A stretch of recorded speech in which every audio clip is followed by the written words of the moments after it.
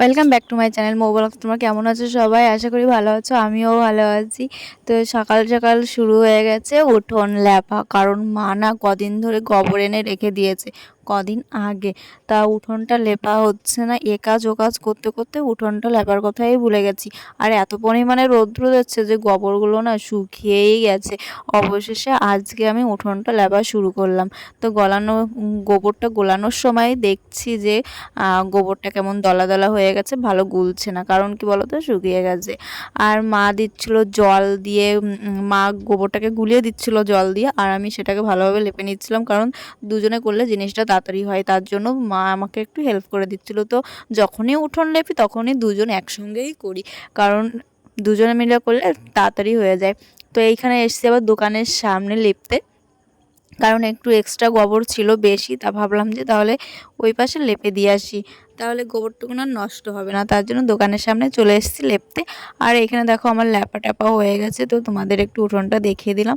তো এখন আমি মুছবো হচ্ছে ঘরের দেওয়ালগুলো, কারণ এই নিচের এই যে এখানে না পুরো গোবর লেগে গেছে। যতই আস্তে লেপি না কেন ততই দেখবা ওইখানে লাগবেই লাগবে। তার জন্য আমি এই ডোয়াগুলো ভালো করে এখন মুছে নেব, নালে শুকিয়ে গেলে পরে বিচ্ছিরি দেখা যায়। তার জন্য আমি যখন একটু কাঁচা কাঁচা থাকে তখনই আমি মুছে নিই, যাতে তাড়াতাড়ি করে উঠে যায়, পরে মুছতে গেলে সেটা উঠবে না সহজে।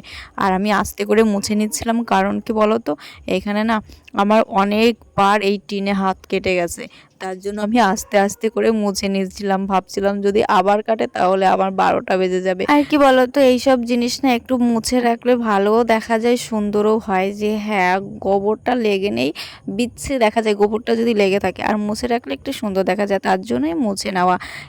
এগুলো কি বলতো, এটা আমাদের গোবর দেওয়ার সঙ্গে সঙ্গে আমাদের মুছতে হয়, হচ্ছে এটা আমাদের নিয়ম হয়ে গেছে। কি বলতো, নোংরা জিনিসটা না দেখতেও খারাপ লাগে, তার জন্যই এই কাজগুলো পরিষ্কার পরিচ্ছন্ন করে করতে হয়। সবাই মিলে করি, মা করে আমিও করি, যখন যে পারে তখন সে পরিষ্কার করে রাখে।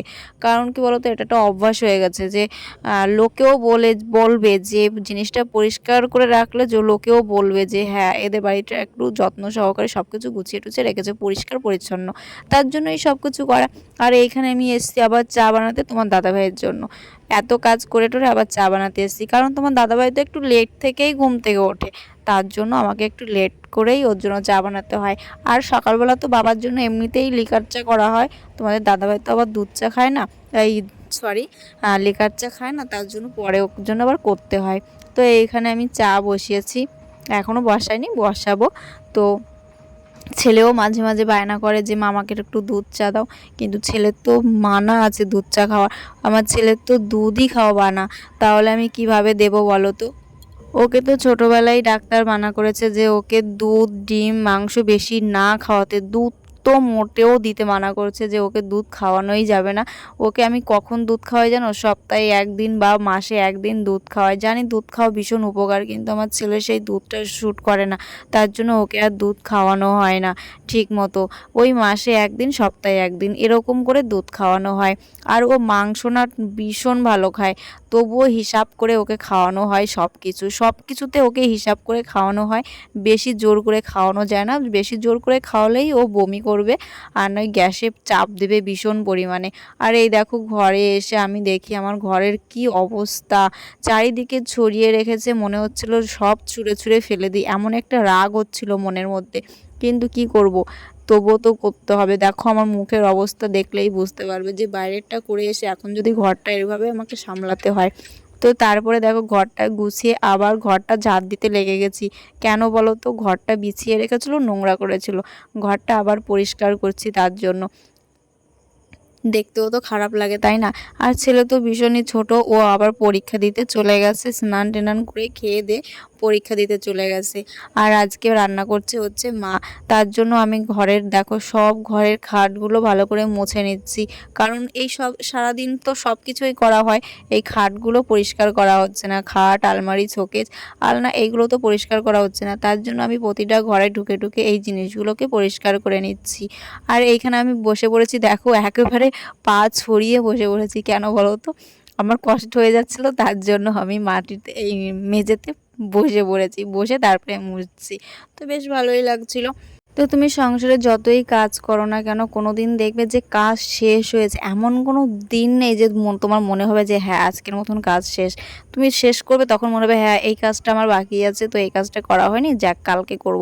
এরকম কিন্তু মনেই থাকবে। সংসারের কাজ কোনো দিন শেষ হয় না গাইজ। এই কাজ মোটেই শেষ হবে না, যতদিন বেঁচে থাকবো ততদিন কাজ কর্ম করেই যেতে হবে। এটাই জীবন, এটাই ভবিষ্যৎ। তো এইখানে দেখো চলে এসেছি আবার একটা ঘরে। এটা হচ্ছে আমাদের আর একটা ঘর, সেই ঘরে চলে এসেছি মুছতে। এইখানেও বসে পড়েছি, কারণ কি দাঁড়িয়ে দাঁড়িয়ে আর চলছে না শরীর, তো তার জন্য আবার বসে পড়েছি, বসে আবার মুছতে শুরু করে দিয়েছি। তো এই দেখো তারপরে রাত্রিবেলা সব কাজ শেষ করে রাত্রিবেলা এসছি একটু পেঁয়াজি বানাতে। ইচ্ছা করলো যে আজকে একটু কিছু বানানো যাক, তা ভাবলাম ঘরে অনেকটা পেঁয়াজ আছে, তো পেঁয়াজটা দিয়ে পেঁয়াজি বানানো যাক। তাই শুরু হয়ে গেছে পেঁয়াজি বানানো। আর আজকে রাত্রে ভাত রান্না করব না, কেন করব না সেটাও তোমাদের বলবো। তো পাশের বাড়ি হচ্ছে নেমন্তন্ন আছে, সেই বাড়িতে আজকে খাওয়া দাওয়া। তো তোমাদের দাদা ভাইয়ের জন্য আমার রান্না করতে হবে, কারণ কি বলো তো, তোমাদের দাদাভাই তো যাবে না, তোমাদের দাদাভাই কোথাও যায় না, তার জন্য আমাকে আবার ভাত রান্না করতে হবে তোমাদের দাদা ভাইয়ের জন্য শুধু। আর এইখানে দেখো আমাদের গাছের থেকে জামরুল খাওয়ার জন্য বাদুড় এসছে, কিন্তু বাদুড় কিন্তু জালে ফেসে গেছে। এই দেখো ভিতরে ঢুকে গেছে জালের। তো তোমরা আগের দিন ভিডিওতে দেখেছিলে যে জালটা নিয়েছে, তো তার মধ্যে ঢুকে গেছে আর বেরোতে পারছে না। আর আমরা এখানে দেখো পাশের বাড়ি খেতে চলে এসেছি। তো গাইজ আজকে ভিডিওটা আর বড় করছি না, ভিডিওটা যদি ভালো লাগে like comment share and subscribe করে দিও। যারা ফেসবুক থেকে দেখছো তারা ফলো করে নিও, আর যারা এখনও আমার চ্যানেলটিকে সাবস্ক্রাইব করোনি প্লিজ প্লিজ প্লিজ একটু সাবস্ক্রাইব করে দাও। আর তোমরা যদি আমার পাশে না থাকো আমি কিছুই করতে পারবো না, আর আমি নিজেও নিজের চ্যানেলটাকে দাঁড় করাতে পারবো না।